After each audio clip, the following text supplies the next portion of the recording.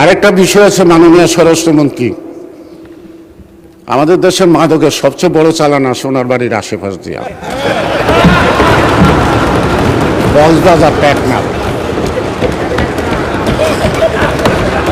আগে শুনতাম বধূ, এখন তো বধূ নাই, বধূ তো বধ হয়ে গেছে গা।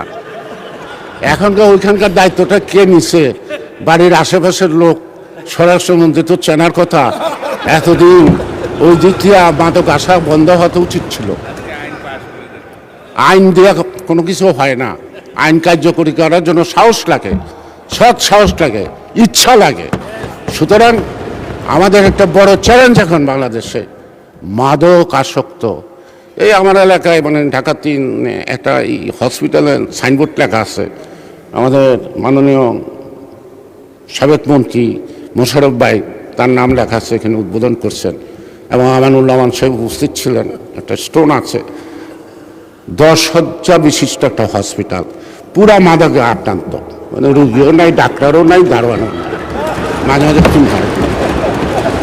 একটা নির্বাচনী এলাকার মধ্যে 10 শয্যা বিশিষ্ট একটা হসপিটাল আছে।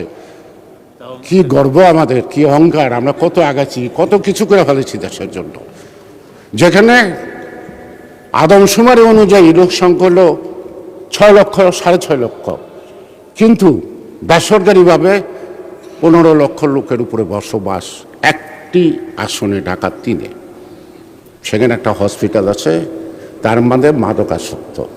তা মাননীয় স্পিকার, আমার মনে আমার সব কথার মধ্যে সব দাবি হয়ে গেছে। এখন আমরা সাহসিকতার সাথে আমাদেরকে এগুতে হবে। দেশ স্বাধীন করতে যখন বিরোধিতার মধ্যে পড়ছিলাম, আপনিও পড়ছিলেন, সকল বিরোধিতাকে কাটিয়ে যখন দেশটা স্বাধীন করতে পারছি, আজকে বহুদিন পরে এই অর্জিত গণতান্ত্রিক সরকার